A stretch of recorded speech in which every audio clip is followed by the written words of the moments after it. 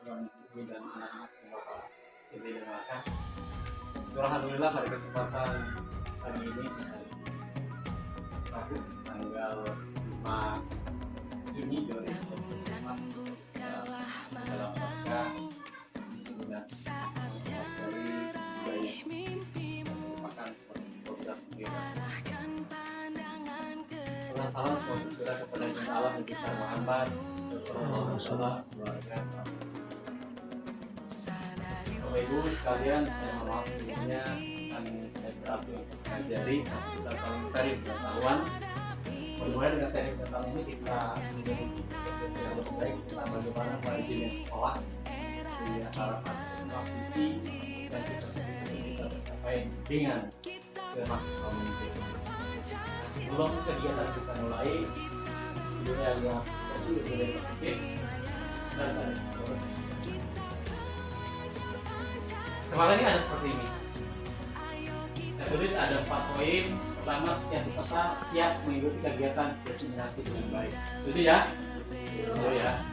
Kedua, setiap peserta saling menghargai peserta lain. Jadi misalnya ada yang bertanya, yang lain yang diem. Tapi kita gantian. Yang ketiga, setiap peserta memiliki kesempatan yang sama dalam melakukan pendapat. Jadi ngomong aja, jangan takut. Kalau ada hal yang tidak dimengerti, tidak dipahami, perlu ditanyakan. Kalau tidak ada, kita akan menjawab. Yang keempat, di tengah-tengah diskusi, serta boleh bertanya jika ada hal yang masih belum dipahami. Kira-kira masih ada yang tidak? Yang perlu kita tambahkan? Yang perlu kita tambahkan tentang ini kira-kira apa masih ada selain ini? Atau cukup? Maksudnya Pak, setelahnya kita harus makan misalnya. Dimasukin mau ke situ. Jadi cukup ya? Cukup. Nah, sebetulnya dalam sekolah juga sama seperti kita di kelas dengan anak-anak sebelum pembelajaran di awal tahun pembelajaran kita buat kesepakatan kelas. Kesepakatan ini sangat berfungsi untuk apa? Memberikan rasa tanggung jawab kepada mereka, kepada anak-anak supaya nanti apa yang telah mereka sepakati di kelas tersebut akan dijadikan acuan bagaimana mereka bisa bertindak dalam pendidikan sekolah. Kalau mereka berlanggar berarti ada konsekuensinya, harus ada aturan, harus ada dampak dari ketika mereka melanggar aturan yang telah disepakati bersama. Itu namanya kesepakatan sekolah. Sebenarnya nanti ke depan kita adakan ya, supaya nanti anak-anak kita bisa bertanggung jawab dalam proses pembelajaran. Nah, untuk lebih menyemangati, untuk lebih fokus terhadap materi ini kita breaking dulu ya. Sudah fokus ya? Kita kembali ke dunia nyata. Tadi halusinasi ya.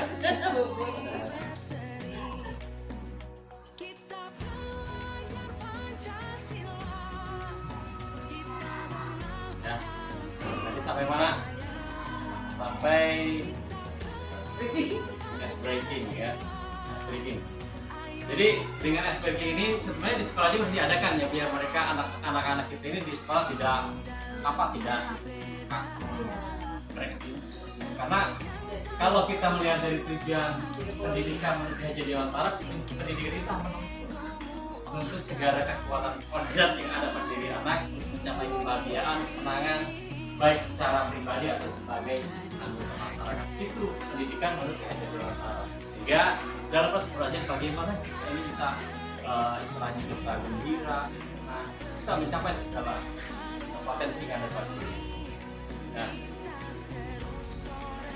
sehingga dalam pendidikan kita itu diubah sebagai seorang petani.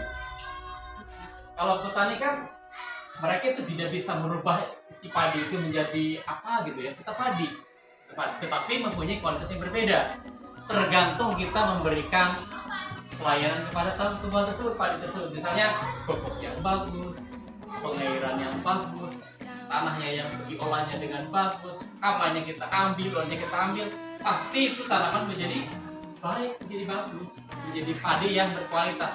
Sama juga dengan guru.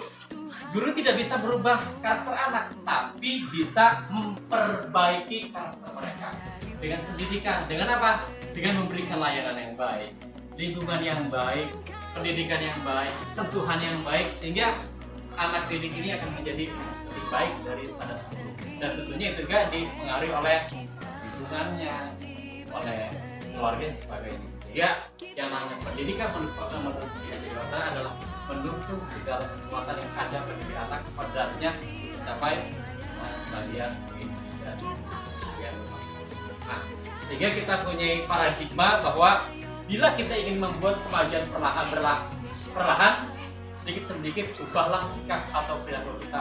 Namun bila kita ingin memperbaiki cara-cara utama kita, maka kita perlu mengubah kerangka acuan kita.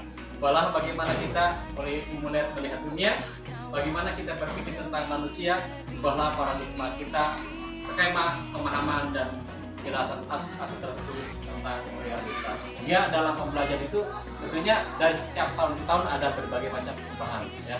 Juga tantangannya berbeda, zamannya berbeda. Misalnya dengan zaman dulu mungkin pendidikannya hanya dengan menggunakan metode konvensional, tapi dengan perkembangan zaman sekarang ini tentunya pembelajaran bukan hanya dengan pembelajaran tatap muka, ya, tatap maya juga digunakan karena kita sudah berada di era 5.0 era industri, sehingga pembelajaran menggunakan IT, kalau bahasa AI itu artificial intelligence gitu, ya, berbagai macam ya. Jadi kita itu sekarang tuh enak, mau kita soal apa tinggal chat aja di WA, ya, ada namanya ACT, ya, yang bisa membuat soal dan sebagainya. Kita pakai ke depan. Kemudian sedikit tadi, nah paradigma ini ada dua. Dulu itu kita menggunakan paradigma SR, itu SR, stimulus respon, ya. Dulu itu menggunakan stimulus respon, artinya kalau ada stimulus baru kita merespon. Kalau tidak ada ada tanggapan dari dulu baru kita baru ngomong. Itu dulu, ya, berdasarkan teori SR, stimulus respon. Jadi sekarang kita tidak seperti itu. Kita sekarang itu harus proaktif, harus aktif dalam proses pembelajaran. Sehingga kalau teori stimulus respon, kita mencoba mengubah orang agar berpandangan sama dengan kita. Kira-kira ada orang nih pandangannya kalau sama dengan saya, berarti itu masuk otoriter, ya. Jadi mereka tidak memiliki pandangan bahwa setiap manusia memiliki pandangan yang berbeda, memiliki pikiran yang berbeda, kepala yang berbeda, sehingga tentunya pemahaman mereka juga berbeda. Sehingga teori kontrol ini kan bisa kita gunakan bahwa kita berusaha memahami pandangan orang tentang dunia. Dunia sama, tapi kan pandangan orang berbeda-beda, tergantung dari mana mereka pandang, sudut pandang yang digunakan. Yang kedua, perilaku buruk dilihat sebagai suatu kesalahan. Dulu itu seperti itu, tidak menanyakan alasan kenapa kamu berbuat buruk, tidak menggali mereka. Kalau buat buruk, kami itu salah. Nah, kalau di teori kontrol, semua perilaku memiliki tujuan. Mereka berbuat buruk, kenapa, alasannya apa? Nah, baru kita gali. Dan itulah yang mau kita memanusiakan manusia dengan menanyakan, menggali potensi, menggali apa alasan berbuat buruk bisa dilakukan oleh orang. Yang ketiga, orang lain bisa mengontrol saya. Jadi artinya sama yang otoriter, ya. Kamu dikontrol oleh bapak misalnya, yang dikontrol oleh bapak. Kamu enaknya dikontrol, tidak enak, tidak ya. Kalau hidup kamu dikontrol oleh orang, enak tidak? Tidak enak. Jadi kita akan bebas. Karena manusia itu sejatinya adalah manusia yang merdeka. Dan sekarang adalah proses untuk mencapai merdeka tersebut. Sehingga hanya kita yang bisa mengontrol diri kita. Itu yang ada di teori kontrol. Yang keempat, saya bisa mengontrol orang lain. Sama juga, ya. Jadi anggapannya dia itu adalah seorang pemimpin, seorang yang berkuasa, bisa memberikan seseorang, bisa mengontrol orang, memerintahkan untuk berikan apa saja. Tapi dalam teori kontrol, Anda tidak bisa mengontrol orang lain. Itu, ya. Jadi kita menghargai manusia sebagai makhluk yang merdeka. Dan selanjutnya, pemaksaan ada pada saat kita gagal. Jadi kita memaksa kehendak kita terhadap orang lain. Itu dalam teori kontrol. Tapi dalam teori kontrol tadi, teori SR, di teori kontrol itu adanya kolaborasi. Apa nih kolaborasi, Neng? Kolaborasi saling bekerja sama, ya. Bekerja sama dengan konsensus kesepakatan bersama untuk mencapai pilihan-pilihan yang tepat dalam suatu proses pembelajaran, ya. Yang terakhir, model berpikir menang dan kalah. Jadi dari teori respon itu ada menang ada kalah. Tapi kalau di teori kontrol tidak ada yang kalah, semuanya menang, ya, walaupun itu tapi merasa menang karena dengan berbagai macam alasan. Itu, ya, teori yang digunakan sekarang adalah teori kontrol. Nah, pada kesempatan kali ini kita akan membahas 6 bagian, 6 sub ya. Yang pertama, disiplin positif dan nilai-nilai kebijakan universal, teori motivasi, hukuman dan penghargaan, restitusi, 3 keyakinan kelas, kebutuhan dasar manusia dan dunia berkualitas, dan restitusi, 5 posisi kontrol, dan terakhir restitusi kemudian. Nah, ini yang pokok bahasan yang kita bahas selama 1 jam lebih ya. Nah, jadi bersabar saja. Kalau ada pertanyaan tanyakan, kalau ada yang bisa kita komunikasikan, ada berpendapat juga silakan. Kita sedang terbuka supaya menjalin satu komunikasi yang baik sehingga menjadi satu konsensus bahwa itu yang kita bersama sesuai dengan kebutuhan di sekolah. Lanjut, kita yang pertama tentang disiplin. Tadi budaya. Disiplin itu budaya bukan? Budaya ya? Budaya itu apa? Budaya bisa kebiasaan, apalagi budaya bisa apa budaya ya? Akal budi ya. Budi pekerti boleh budaya juga. Tradisi juga budaya. Jadi setiap tingkah laku kita, kelakuan hasil cipta kita adalah budaya yang secara universal diakui adalah budaya yang istilahnya diakui dan dilaksanakan sebagai suatu pedoman untuk berbuat sesuai dengan budaya tersebut ya. Kalau budaya positif, kalau budaya negatif beda lagi. Kalau positif, baik tidak. Baik. Nah, sekarang kita berbicara tentang disiplin positif. Kalau dibaca ya itu ada ya. Secara bahasa disiplin itu berasal dari bahasa Latin atau disiplina, artinya belajar. Dari bahasa kalian lain juga ada disiplin yang artinya murid atau pengikut. Itu secara etimologi. Secara terminologi disiplin adalah dimaknai sebagai sesuatu yang dilakukan seseorang pada orang lain untuk mendapatkan kepatuhan. Itu disiplin. Sehingga dalam prosesnya ada orang-orang yang mengikuti orang lain karena memang disiplin itu diakui benar. Misalnya kita nih di kelas melakukan suatu keyakinan kelas atau ada disiplinnya, ada peraturannya bahwa sekolah harus pakai seragam. Kira-kira itu baik tidak? Diikuti tidak? Nah, karena itu baik, maka itulah yang diikuti oleh orang lain. Itu yang dimaksud dengan mengikuti apa yang memang itu baik dalam suatu peraturan. Itu disiplin ya. Disiplinnya baik yang kita laksanakan. Selanjutnya, nilai-nilai kebijakan universal. Apa nilai-nilai? Kebajikan. Nilai-nilai kebajikan universal merupakan nilai-nilai yang kebajikan yang disepakati bersama, lepas dari suku, bangsa, agama, bahasa maupun latar belakangnya. Ya. Jadi nilai ini diakui oleh seluruh dunia bahwa baik. Ya. Misalnya nilai apa nih? Nilai kejujuran, nilai gotong royong. Itu kan secara universal diakui oleh semua orang ya bahwa itu benar. Apalagi nilai sopan santun, tata krama itu adalah nilai menghindari ketidaknyamanan hukuman. Contohnya apa? Siswa karena dia takut dihukum maka sekolahnya menggunakan pakainya seragam. Karena menghindari tidak nyaman kan? Tidak nyaman. Berarti adanya motivasi di eksternal. Tuh. Ada juga motivasi misalnya ada yang lain datang ke sekolah harus tepat waktu sebagai itu salah satu bentuk bahwa untuk menghindari ketidaknyaman hukuman dari sekolah, dari lembaga. Yang kedua, untuk mendapatkan imbalan dari orang lain. Karena dia itu pengen mendapatkan imbalan, maka dia ingin belajar tuh, sehingga dapat reward, dapat hadiah. Kita itu juga salah satu bentuk motivasi eksternal, ya. Karena pengen dapat hadiah yang gede, pengen dilihat orang bahwa dia itu berprestasi dan sebagainya, maka dia kerja dengan baik.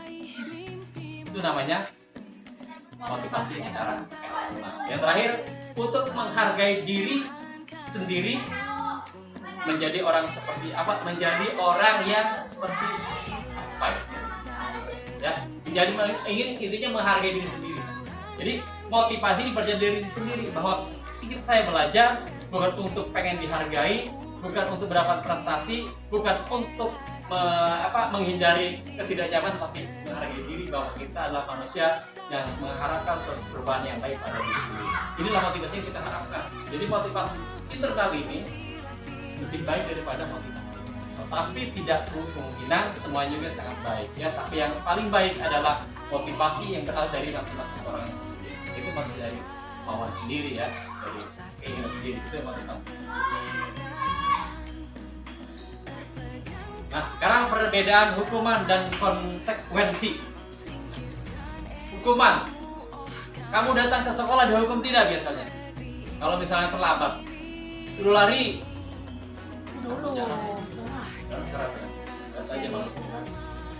boleh seperti ini. Jadi kalau memang kemarin kalau kita sudah punya kesepakatan kelas, ini bisa digunakan. Ya. Kalau hukuman itu sesuatu yang menyakitkan harus terjadi. Jadi kalau mereka anak pelanggar, kita hukum, berarti anaknya baik secara fisik atau secara mental, psikis, mereka kena hukuman. Rasanya apa? Sakit ya, sakit berkepanjangan. Karena sering seperti itu dihukum oleh Pak Guru karena sering melanggar itu sakit. Tapi dalam konsekuensi itu hanya pada sementara saja. Karena sudah ada kesepakatan. Jadi kalau hukuman tanpa kesepakatan, kalau konsekuensi ada kesepakatan. Nah, kalau kamu nanti datang ke sekolah atau tidak mengerjakan tugas PR, nanti kamu akan diberi konsekuensi ya. Ya, biasanya 3 kali. Itu konsekuensi. Jadi konsekuensi itu ada perencanaan terlebih dahulu, tapi kalau hukuman secara langsung. Membuat anak sakit, nah ini yang secara mental. Terus anak membenci kedisiplinan, anak menghargai disiplin ya. Jadi karena mereka itu tidak menghargai disiplin, maka sering melanggar. Tapi kalau mereka menghargai disiplin, maka mereka akan lebih baik lagi. Itu yang konsekuensi. Ini perbedaan, silakan baca di konsekuensi selanjutnya. Nah, untuk bisa memahami ini ada 3 istilah. Hukuman adalah bentuk sanksi yang diberikan kepada sebagai akibat langsung dari tindakan melanggar hukum atau aturan, biasanya bersifat negatif dan bertujuan untuk menghukum pelaku. Itu hukuman ya. Tapi kalau konsekuensi, akibat perbuatan yang tidak sesuai dengan ketentuan yang telah ditetapkan sebelumnya. Jadi ada aturan terlebih dahulu, ada kesepakatan bersama dulu, sehingga adanya konsekuensi. Yang ketiga, ini yang kita harapkan, restitusi. Restitusi adalah proses penciptaan kondisi bagi murid yang memperbaiki kesalahan mereka sehingga bisa mengambil apa kelompok mereka bisa kembali pada kelompok mereka dengan rasa yang lebih tepat. Jadi misalnya gini, kalau tadi hukuman itu datang terlambat dihukum, walaupun apa alasannya kita hukum. Kalau di konsekuensi karena ada peraturan sudah kesepakatan, tapi nilainya karena ada kesadaran bahwa dia melanggar. Tapi kalau di restitusi ditanya, kenapa sih melanggar? Karena ada masalah apa sih? Apa alasannya? Seperti itu kita gali tuh potensi mereka. Sehingga tidak ada rasa menyalahkan hal tersebut, tetapi bagaimana cara memperbaikinya ke depan. Itu adalah namanya restitusi. Sampai sini paham? 3 masalah ini. Ada hukuman, ada konsekuensi, ada restitusi. Bisa ya? Bisa pahami sampai sini? Ibu, Bapak? Hah? Paham. Kalau paham, kita coba pemahaman Ibu Bapak. Nah ini di yang kedua ya, coba ini mudah-mudahan bisa. Yang kedua, coba nanti saya kirim ya, kita coba mengisi ini. Mengisi ya, saya kirim di ini di grup.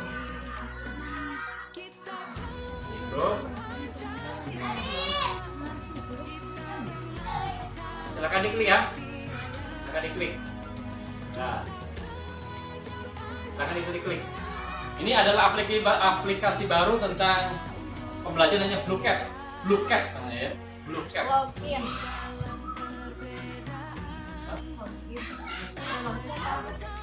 Langsung join aja. Langsung join. Ada nggak langsung join? Hah?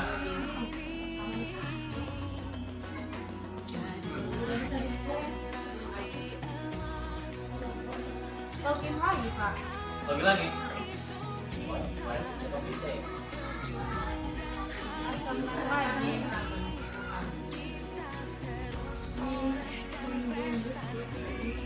Coba saya buka lagi baru ya. Coba saya buatkan. Jelas. Kayaknya ada tempat kita gitu. Jadi nanti di HP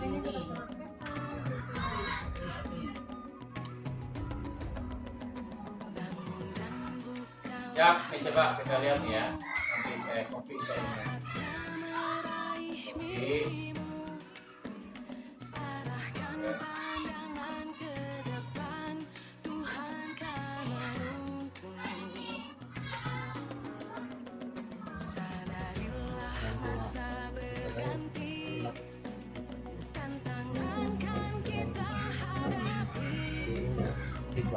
Oke, saya copy linknya. Kita coba yang ini ya.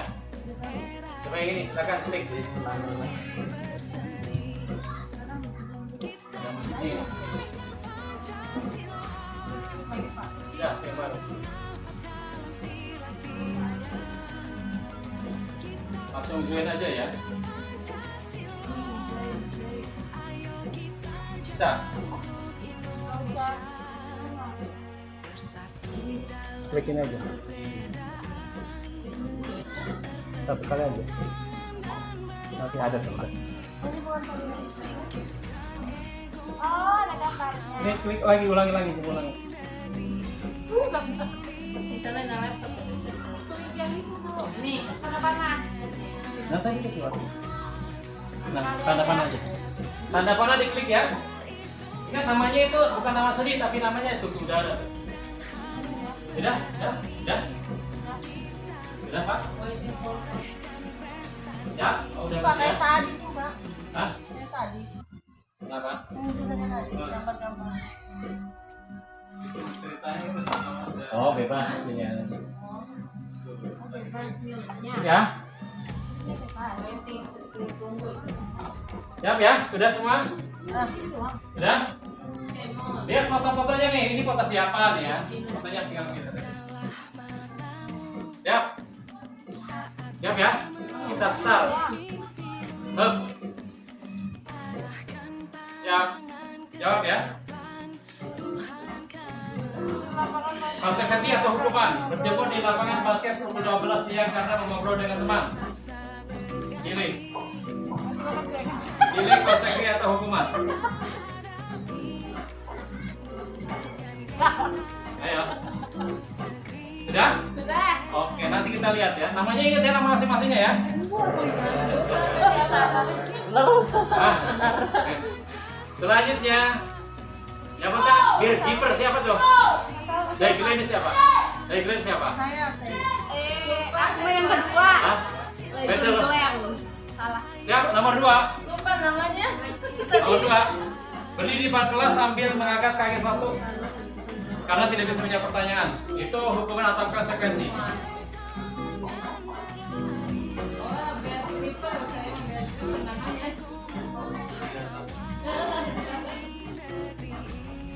Sudah jawab? Nanti Salah sih itu mas. Oh konsekuensi berarti. Salah. selanjutnya. Iya, dia benar. Siap. Salah Selanjutnya. sih.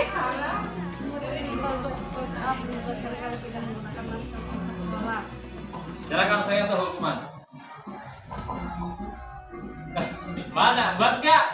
Ada. Ah, Ada. Mungkin bu. Sudah?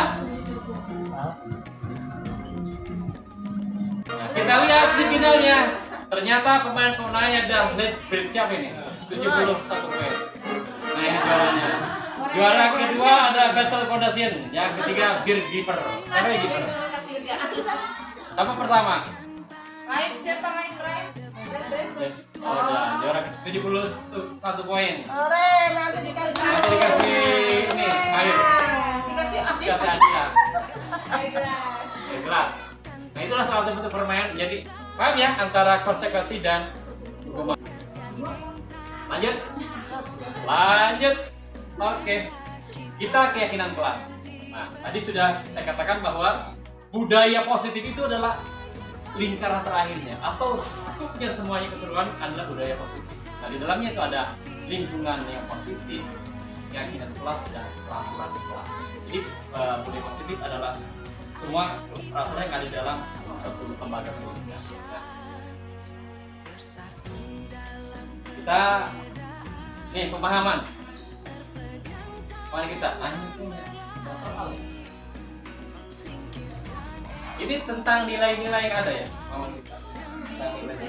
Coba sambil bisa aja itu ya soalnya kalau misalnya kembalikan barang ke tempat itu nilai kebijakannya apa itu? Kebajikannya itu apa misalnya?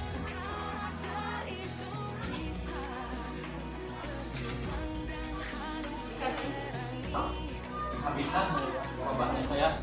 Ibu. Nah, misalnya tentang mengembalikan barang ke tempatnya nilai kebajikannya itu apa? Terus apalagi dilarang mengganggu orang lain nilai kebajikannya itu apa?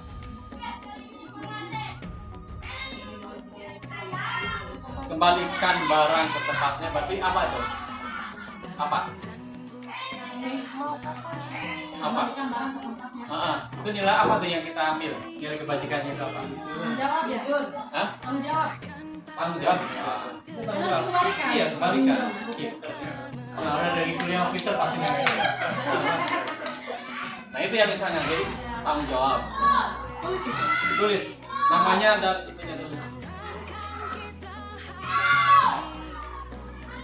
Silakan nomor 2, nomor 3. Berarti kalau sudah diisi dan benar berarti tidak perlu dilanjutkan lagi untuk pemahaman ini ya. Dilarang mengganggu orang lain. Apa tuh? Nilai kebajikannya apa?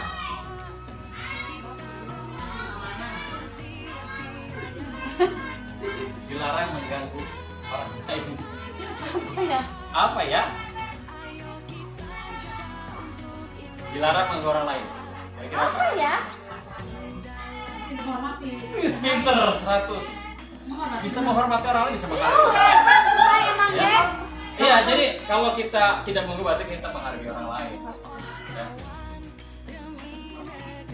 Menghormati, menghargai. Tadi di sekolah 15 menit sebelum belajar dimulai. Nah, udah paham itu Mbak ya? Apa dilarang menggunakan narkoba. Apa tuh? Ayo. Belum kekerasan dulu. Apa tuh kekerasan? Kekerasan. Apa? Jadi satu ini bisa dua nilai kebajikan ya. Bisa dua nilai kebajikan. Dilarang melakukan kekerasan.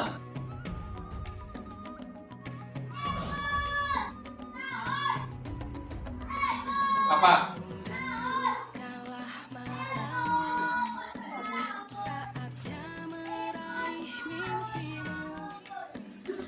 Apa? Dilarang melakukan kekerasan apa? Kira-kira apa? Jangan keras-keras. Jangan nakal. Diramal gitu. Ada apa? Berarti apa? Apa? Nilainya? Hukuman apa? Keamanan. Bisa. Keamanan, menghargai juga bisa. Kekerasan itu. Kalau dilarang menggunakan narkoba, apa tuh? Apa? Nilainya? Kesehatan. Iya benar, kesehatan. Narkoba itu penyakit ya. Penyakit. Ya, narkoba. Bergantian atau menunggu giliran. Kesabaran. Kantian. Yang ada kantian ya. Sabaran lah. Sabaran. Dilarang merokok. Kesehatan. Narkoba juga hukum ya tadi ya. Narkoba juga hukum ya. Karena ada undang-undang masalah narkoba. Kalau gunakan masker, kesehatan. Berjalan di kelas dan koridor. Aturan. Hah? Aturan. Kan, aturan. Kira-kira apa tuh? Berjalan di kelas dan koridor. Berjalan di kelas dan koridor. Jadi jalan sesuai di tempatnya maksudnya. Bukan berjalan di tengah jalan. Ini apa? Lagi gak aman. Iya, keamanan berarti ya. Takut kan di jalan kita orang berarti gak aman ya. Jadi ungkapan aja apa yang ada pada diri kita, ungkapan aja ya. Keamanan. Paham ya? Jadi itulah nilai-nilai kebijakan yang ada di Kebajikan. kebajikan ya, kebajikan yang ada di kita. Tuh. Siap? Paham ya? Diisi namanya. Apa? Ya. Sekarang kita bahas tentang keyakinan kelas. Ada beberapa cara kita membuat keyakinan kelas. Satu, keyakinan kelas bersifat lebih abstrak daripada peraturan yang lebih rinci dan konkret. Kedua, keyakinan kelas berupa pernyataan-pernyataan universal. Ketiga, pernyataan keyakinan kelas senantiasa dibuat dalam bentuk positif. Terus, keyakinan kelas hendaknya tidak terlalu banyak sehingga mudah diingat dan dipahami oleh semua warga sekolah, warga kelas. Selanjutnya, keyakinan kelas baiknya sesuai sesuatu yang dapat diterapkan di lingkungan tersebut. Semua warga kelas hendaknya ikut berkontribusi dalam pembuatan keyakinan kelas lewat kegiatan curah pendapat. Dan kelima, terakhir, bersedia meninjau kembali keyakinan kelas dari waktu ke waktu. Itu ya. Jadi intinya dalam keyakinan kelas tidak ada kalimat negatif. Misalnya jangan membuang sampah pada sembarangan, itu bukan keyakinan kelas karena itu kalimat negatif. Kalimat yang tidak cocok. Misalnya buanglah sampah pada tempatnya gitu. Kalau ada kata jangan berarti itu kalimat negatif. Jadi kalau pembuatan keyakinan kelas menggunakan kalimat negatif positif dan singkat dapat dilaksanakan. Nah ini contohnya nih ya. Contohnya nih. Prosedurnya. Contoh prosedur. Prosedur membuat keyakinan kelas pertama kita itu dalam kelas ya, kita umpama dalam kelas sebelum pembelajaran dimulai kita itu masuk kelas, assalamualaikum anak-anak ngobrol dulu ya. Misalnya mempersilakan warga murid di sekolah untuk bercurah pendapat tentang peraturan yang perlu disepakati di sekolah. Jadi sebelum pembelajaran kita buat kesepakatan dulu dengan teman-teman, dengan anak-anak kita ya. Selama dalam 1 tahun atau dalam 1 semester kita buat kesepakatan nih. Kira-kira peraturan atau kesepakatan kelas yang perlu kita buat itu apa? Nah nanti semua warga, semua murid membuat itu semua bercurah pendapat. Kalau bahasa bunyinya mah brainstorming gitu ya. Membuat pendapatnya, diumumkan semua. Setelah ada pendapat dicatat oleh Pak Guru. Misalnya Rita misalnya membuang sampah pada tempatnya ditulis. Nah setelah semuanya ada, misalnya berhemat lebih baik daripada borot misalnya seperti itu. Itu adalah semua dicatat nih oleh gurunya. Kalau sudah dicatat, maka semuanya yang ketiga susunlah keyakinan kelas sesuai prosedur pembentukan keyakinan sekolah atau kelas. Disusun semuanya. Setelah disusun, ditinjau kembali curah pendapat mereka bersama-sama. Kita tulis apa ya? Kita semuanya. Itu sekolah kelas dipersilakan tinjau kembali. Misalnya anak-anak, ini sudah dibuat oleh kalian. Kira-kira mana yang perlu kita terapkan bersama-sama? Nanti supaya kita setelah itu kita nanti tetapkan misalnya. Ditinjau oleh semuanya ya. Karena itu merupakan kesepakatan bersama. Itu kalau sudah disetujui oleh semua warga kelas atau murid-murid dan guru, maka itu ditetapkan dan ditempel di sajam sebagai panduan kita berperilaku dan bertindak di kelas. Nah, kalau sudah seperti itu, insya Allah mereka bisa tanggung jawab karena dibuat oleh mereka. Ya, ketiga, kamu melanggar lagi, tadi konsekuensinya apa? Ya, lebih baik daripada melanggar. Atau lebih baiknya kita menggunakan restitusi. Nanti ke depan kita. Ya, selanjutnya, ini contohnya nih, contoh keyakinan kelas. Ini misalnya kelas 1, ada nih. Setiap anggota kelas perlu belajar. Setiap anggota kelas perlu senang. Setiap anggota kelas perlu melakukan tugas. Setiap anggota kelas perlu saling menghargai. Setiap anggota kelas perlu merasa aman. Itu kelas 1 ya. Atau kelas ini seperti ini. Lalu bersikap positif, biasa menjadi diri baik, percaya akan menghormati orang lain serta barang miliknya, berkomitmen terhadap setiap tugas, senantiasa hormat. Ini salah satu contoh bentuk keyakinan kelas. Di kelas silakan hidup dengan anak-anak dengan yang lain, membuat keyakinan seperti ini. Bebas. Yang penting disepakati oleh kelas. Itu adalah salah satu. Ke depan kita bersama-sama. Nanti tiap ajaran baru kita mengisahkan keyakinan masing-masing ajar. Supaya mereka tahu bahwa itu adalah kesepakatan bersama dan perlu dipertanggungjawabkan. Sampai di sini ada pertanyaan? Masih banyak ya? Kenapa? Itu sangat penting sekali. Iya, salah satu untuk meningkatkan budaya positif yaitu keyakinan kelasnya kita laksanakan di kelas ya. kita buat. Betul. Jadi salah satu kan tidak ada tadi ada apa namanya lingkaran yang paling kita namanya budaya positif. Terus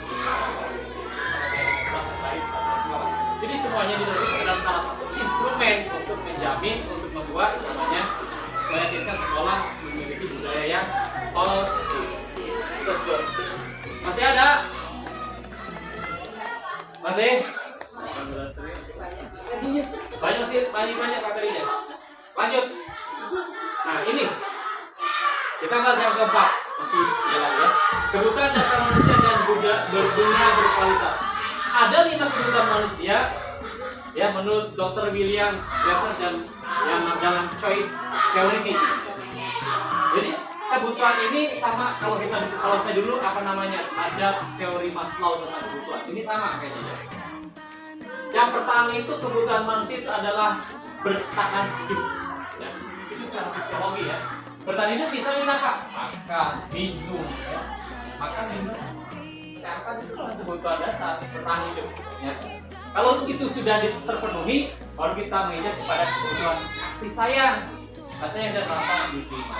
Ketika sayang, pengen dikasih oleh teman-temannya, pengen dikasih oleh teman-temannya, pengen dikasih oleh orang tua itu kasih sayang. Ya. Dicintai oleh teman-temannya, bukan cintai dalam arti yang ini ya, kita ngomong ini ya. Jadi artinya saling menyayangi. Ya, itu butuh kasih sayang, perhatian sebagainya. Yang kedua, yang biasanya penguasaan. Penguasaan misalnya dalam kelompok, itu kan berkuasa di kelompok. Itu rasa masih ada bukan dasar manusia. Ada yang menjadi ketua OSIS, atau pengen walaupun tidak menjadi ketua OSIS, atau pengen diperhatikan oleh teman yang lain dalam organisasi. Ya. Itu namanya penguasaan. Yang keempat, kesenangan.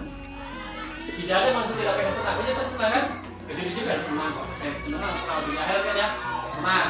Pasti manusia pengen senang dalam hidupnya. Tidak ada yang tidak pengen senang. Dan yang terakhir adalah kebebasan. Tidak ada manusia kayaknya dikekang. Saya bebas. Bebas menggerakkan pendapat, bebas berperilaku, sebagainya. Tentunya dengan norma yang ada. Jadi ini kebutuhan dasar manusia. Ini menurut Dr. William Glasser. Kalau menurut Maslow beda lagi. Cuma sama-sama aja. Yang pertama ada kebutuhan fisiologis sama kebutuhan dasar. Yang terakhir itu kebutuhannya kalau lihat yang kelima itu adalah aktualisasi diri. Aktualisasi diri. Jadi pengen aktualisasi itu dari Maslow. Itu juga sama dengan yang selanjutnya. Nah, karena sudah kita pemahaman tentang kebutuhan dasar manusia. Nanti ibu tinggal pilih kebutuhan manusia ini kira-kira apa nih kalimat yang ada nih ya?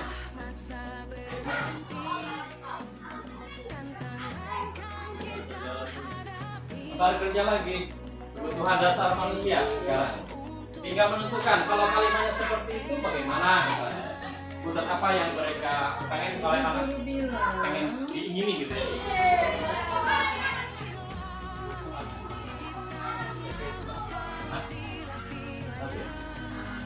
Yang selanjutnya di video ini video enggak? Video enggak? Ibu guru tidak menyapaku hari ini padahal aku pakai jepit sabun baru. Kasih sayang. Apa? Kasih sayang kan? Kasih sayang ya? Kasih sayang gitu. Kasih sayang. Aku bosan. Masa belajarnya cuma gitu-gitu aja. Dengerin ibu dulu aja. Apa tuh? Kebebasan. Kebebasan. Kebebasan ya. Yang terakhir, aku sebel. Gambarku tidak rapi. Malah ibu guru nunjukin ke teman-teman di depan kelas. Apa tuh? Sama. Kekuasaan. Kekuasaan. Ini hargai oleh guru ya. Paham ya? Bisa.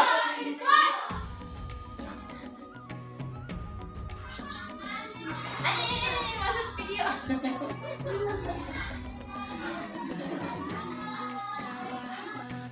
Kurang siapa tadi dari mana?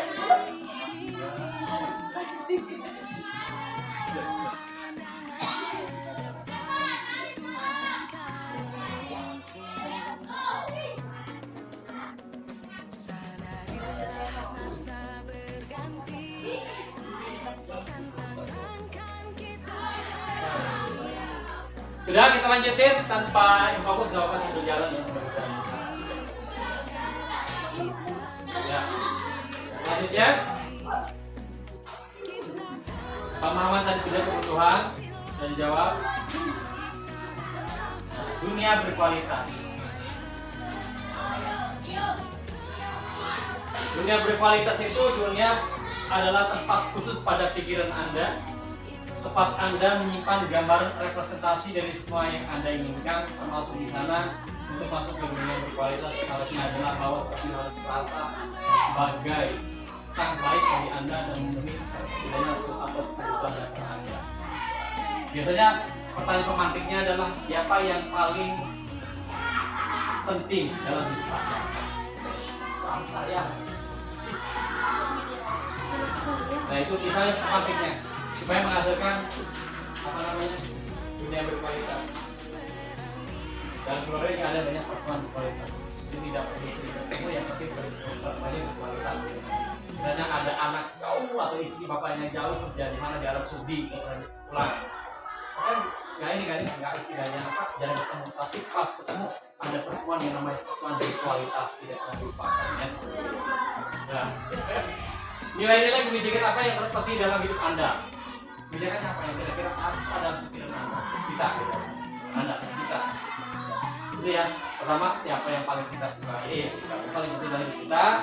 Terus kira-kira kebijakan apa yang harus penting yang ada pada kita?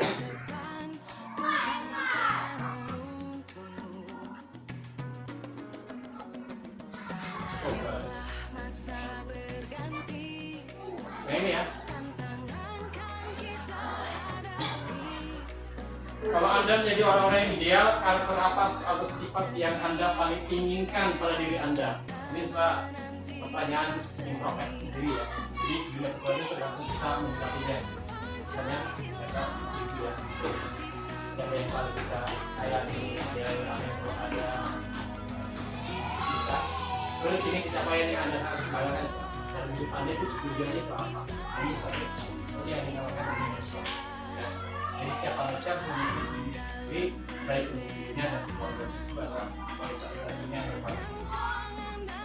Selanjutnya, nah ini yang perlu kita bahas, posisi kontrol. Dalam posisi kontrol kita sebagai guru itu ada 5 jenis. Ada menghukum, ada membuat rasa bersalah, ada posisi sebagai teman, ada pemantau, ada manajer. Itu posisi kita dalam pembelajaran. Kalau misalnya penghukum, misalnya menghardik, menunjuk, menyakiti, menyindir, contohnya ya. Kalau kamu misalnya kalau kamu tidak melakukannya, awas ya, rasakan. Itu salah satu bentuk penghukuman kepada murid.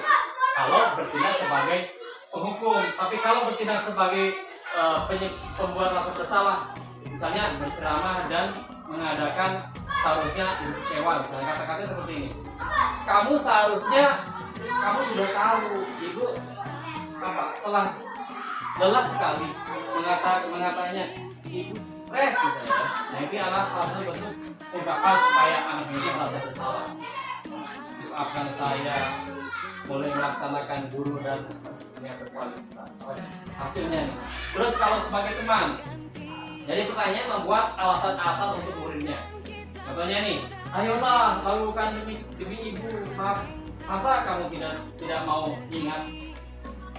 Tidak, ibu pernah buat batu. Ya, itu adalah salah satu bentuk bahwa guru berposisi sebagai teman. Ada juga posisi sebagai pemantau. Itu menghilangkan, menghitung dan mengukur itu pemantau ya. Apa peraturannya dan pada biasanya kalian peraturannya bagaimana seharusnya. Dan yang paling ideal adalah posisi kita sebagai manajer yang menghargai diri sendiri. Biasanya mengajukan pertanyaan-pertanyaan. Kenapa kamu harusnya bagaimana yang dijelaskan dan harus apa yang kita lakukan. Nah itulah namanya dengan posisi yang paling tinggi manajer. Kamu deh, pasti neraka. Ya, Apa coba? Kalau kalian mau lagi, apa sih kamu tidak tahu? Saya keluar dari sebelum. Kalau kalian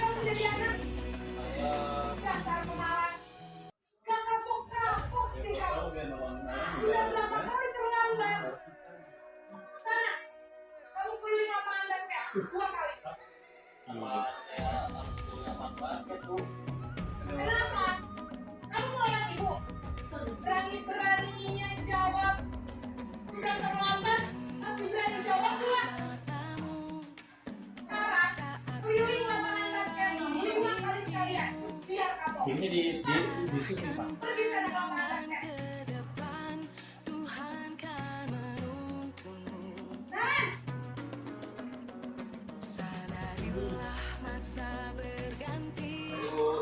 Naren! Naren! Kamu kenapa terlambat lagi, nak? Ya, Naren. Kamu senang ya bikin ibu susah ya? Nanti ibu yang ketemu sama sekolah, nak. Nah, saya tidak bisa menghina kamu. Tuh, gimana ini?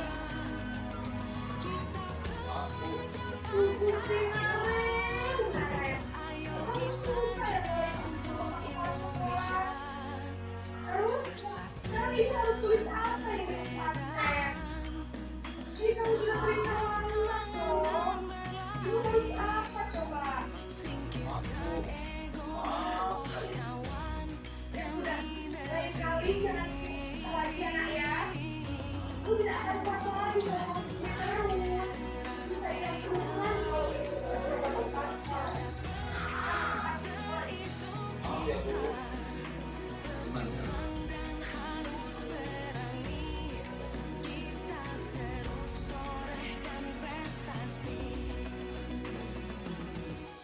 Naren!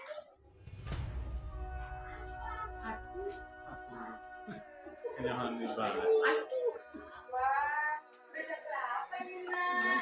Selamat pagi, dan saya. Lebih lembut ya. Ada sayangnya.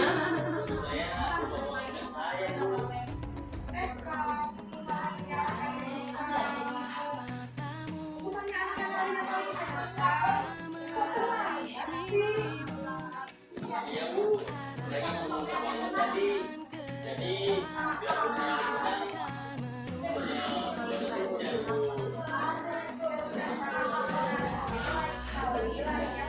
Ini lagi pan. Ini lagi. Lagi. bisa bu. Ini yang punya. Ya. Oh, jalan ya tadi. Jalan jalan. Naren! Naren!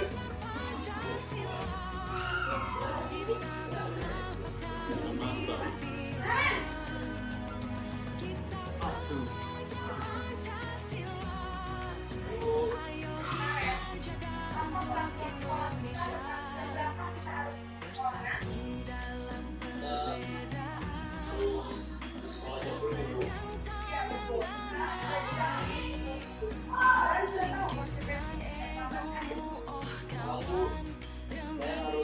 jalan kelas, jam istirahat, selama 20 menit.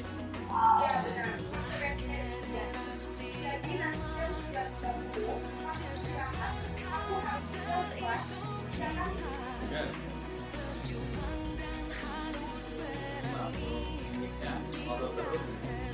Aman ya mah. Bedanya di belakangnya doang. Kalau makan, Selamat pagi, Naren.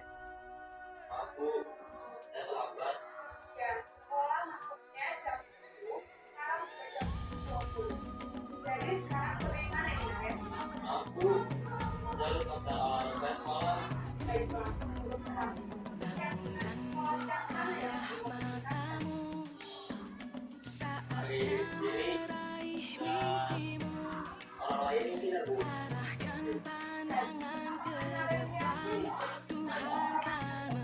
Ya bu, saya meyakininya. Iya bu. Bagaimana kamu akan perbaiki masalah keselamatan? Saya akan coba untuk tidak lupa menyesal pengalaman saya. Baik, kalau kalian ada orang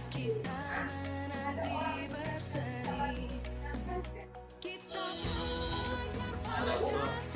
Saya, Aima. ada lagi selain saya.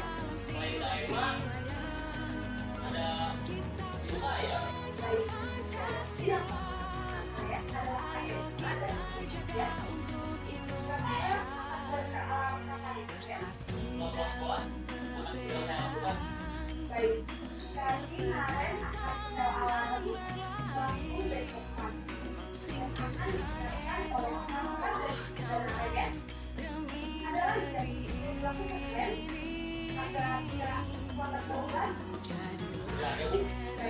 Institusi ini ada 3 langkah. Yang pertama, stabilkan identitas. Biasanya guru berkata berbuat salah itu hal yang manusiawi. Tidak ada manusia yang sempurna. Bapak Ibu juga buat salah, kita pasti menyelesaikan permasalahan ini. Bapak Ibu tidak tertarik untuk mencari tahu siapa yang benar, tapi siapa yang salah. Bapak Ibu lebih tertarik untuk menyelesaikan masalah. Dan kalau kamu menyalahkan diri sendiri terus, apakah kamu bersikap baik pada diri sendiri? Ini adalah langkah yang pertama. Karena ada 3 langkah. Langkah yang selanjutnya adalah memvalidasi kebutuhan.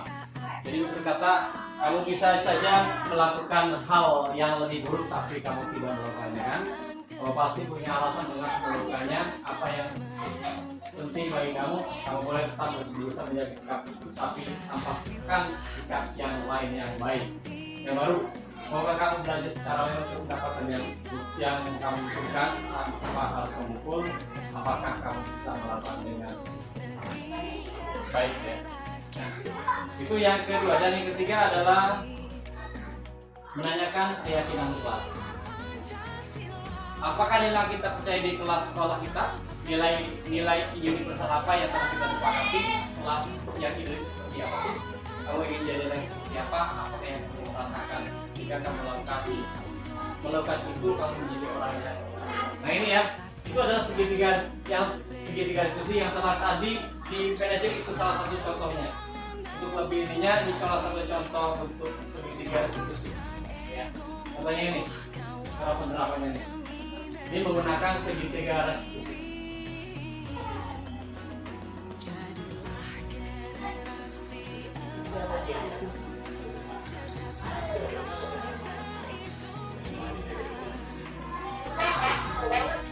Aku dikatain waktu apa? Ya aku marah lah. Aku nggak dikatain Eka di depan doang.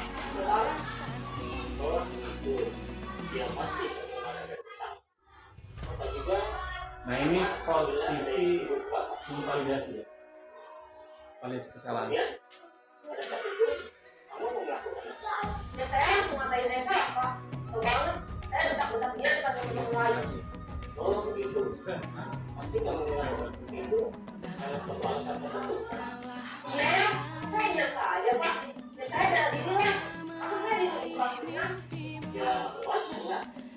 Bertahan harga diri itu semua tidak begitu. Kalau jadi tidak lebih dikatakan. Yang benar. Iya Pak. Saya berusaha kayaknya hanya memberikan saja. Padahal saya pasti bela diri lah. Ya pasti ya. Nanti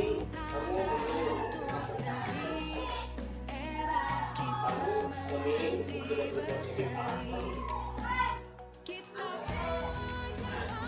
Sekarang coba kita lihat tindakan kamu yang mempertahankan tindakan kamu itu kira-kira sesuai dengan keyakinan kelas atau lebih pasti. Nanti keyakinan atau Foto, dipotong. Dipotong.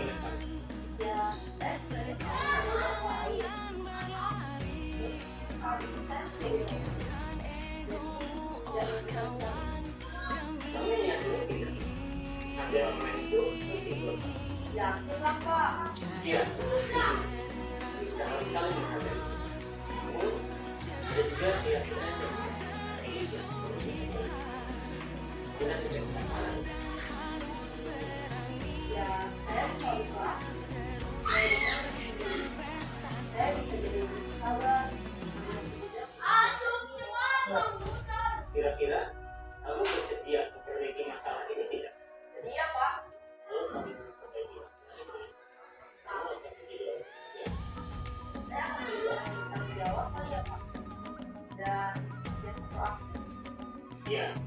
Menurut kamu, bagaimana bagaimana rasanya menjadi orang putih. Baiklah kalau begitu, yuk kita pikirkan bagaimana memperbaiki hal ini. Ini adalah salah satu penyelesaian dengan studi tugas. Satu lagi contoh ini yang saya buat ya. Saya buat dengan ini. Nah, iya masih Rita. Dengan Rita. Kamu dong. Pagi, gimana hari ini baik? Kita melihat kamu pulang dari sekolah ya. Saling bekerja, terus masa masuk dengan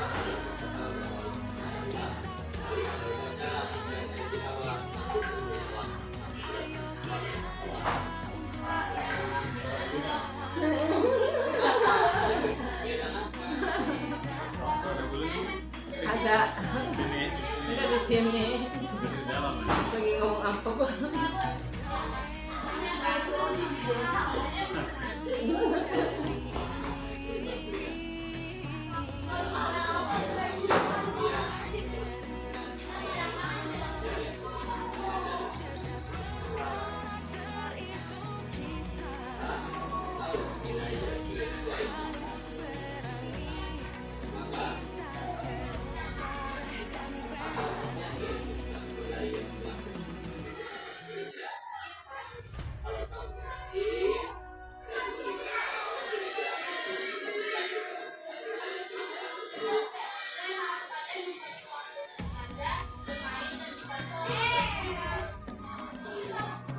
Kameramen yang bisa. Kameramen bisa. Ini akan di apa buka? Dari awal sampai akhir itu apa? Ada apa? Ada budaya positif. Budaya positif di dalamnya itu ada 6 poin ya, apa ya? Banyak sekali ya. Ini Pak. Ya, ya boleh. Tadi setelah menyimak mendengar. Terus apa? Bagaimana cara mengukur atau apa ya? Tolak ukur keberhasilan apa tadi budaya positif di sekolah itu bagaimana? Tolak ukurnya. Tolak ukur keberhasilan budaya positif. Tolak ukur itu bisa kita lihat hasilnya itu dari kegiatan di sekolah. Kalau mereka anak sudah dalam kondisi sudah bagus, jarang yang terlambat sekolah, cara berpakaian ataupun kegiatan di sekolahnya mereka di aktif dan terjadinya pembelajaran yang aktif, itu salah satu indikasi atau indikator bahwa budaya sekolah sudah terjadi di sekolah. Itu tolak ukur. Ada yang mau tambahkan Pak Jawari?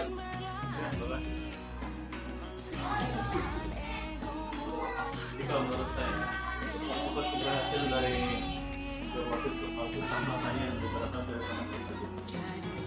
Di antaranya, ketika seorang guru memberikan anak contoh, harus disiplin masuk sekolah. Satu, jika anak tersebut sudah datangnya sebelum jam sekolah tidak terlambat sudah berhasil. Terus kedua, jika seorang memberikan kebiasaan budaya positif ke anak, misalkan harus senyum, harus mengucapkan salam, dan harus saling menyapa baik antar guru dengan guru ataupun guru dengan anak.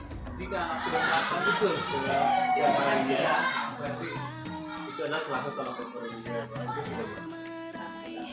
Ini bisa kita lihat dalam kehidupan sehari setelah kita memberikan pengetahuan atau pemahaman tentang budaya. Cukup Pak Jawari, ya, terima kasih luar biasa. Jadi itu tolak ukur yang perlu kita jadikan indikator bahwa budaya sekolah budaya positif. Cukup, masih kurang Bu? Cukup? Kayaknya Yang lainnya silakan. Cukup. Juga bisa menjelaskan. Bisa dipahami ya? Bisa ya? Alhamdulillah, mudah-mudahan pertemuan kali ini membawa berkah. Bisa kita laksanakan yang baiknya ya tentang menjadi seorang guru yang bagi anak-anak kita, terutama dalam penggunaan posisi kita sebagai guru, baik dari posisi hukum sampai posisi ya. Dan kita berada di posisi yang paling bagus ya, posisi sebagai manajer di sekolah. Ya nanti potensi mereka itu tidak tertekan, malah mereka akan biasa melakukan kawasan merdeka dalam belajar. Terima kasih. Itu yang bisa saya sampaikan. Mohon maaf jika ada kesalahan dan kekurangan. Akhiri dengan mengucapkan Assalamualaikum warahmatullahi wabarakatuh. Waalaikumsalam. Terima kasih. Mari kita tutup dengan bersama-sama mengucapkan alhamdulillah. Amin. Ini kumpulin. Dinilai. Gimana selanjutnya? Satu kali jangan lagi lupa ya.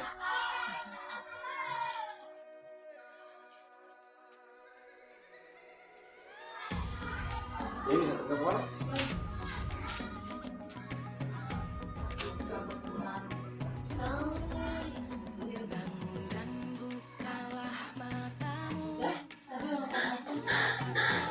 Berontak makan aku.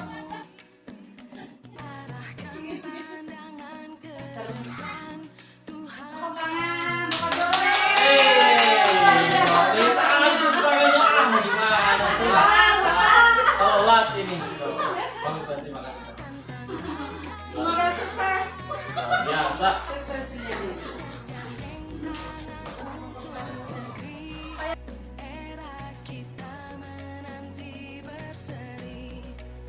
Assalamualaikum warahmatullahi wabarakatuh. Nama saya Asia SPD, guru kelas 4 SDN Serdang. Saya merasa senang dan bahagia ketika mengikuti diseminasi oleh Tajukri. Banyak hal yang telah kami pahami tentang budaya positif, terutama tentang kesepakatan kelas, kebutuhan dasar manusia, 5 posisi menerapkan budaya positif tersebut di lingkungan kelas dan sekolah kami. Terima kasih Pak Jukri yang telah menggerakkan warga sekolah SDN Serdang. Wassalamualaikum warahmatullahi wabarakatuh.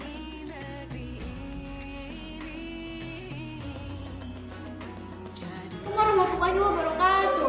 Perkenalkan, nama saya Rita Mulyani, siswa kelas 6 SDN Serdang.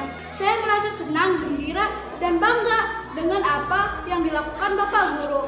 Walaupun melakukan kesalahan, tapi saya merasa diberikan kesempatan untuk memikirkan apa yang telah saya lakukan. Baik dan buruknya tindakan saya, Pak Guru meyakinkan saya tentang nilai yang seharusnya saya miliki, terutama dalam mematuhi peraturan yang berlaku sesuai dengan kesepakatan kelas. Terima kasih Pak Guru yang telah memberikan pelayanan terbaik bagi saya. Wassalamualaikum warahmatullahi wabarakatuh.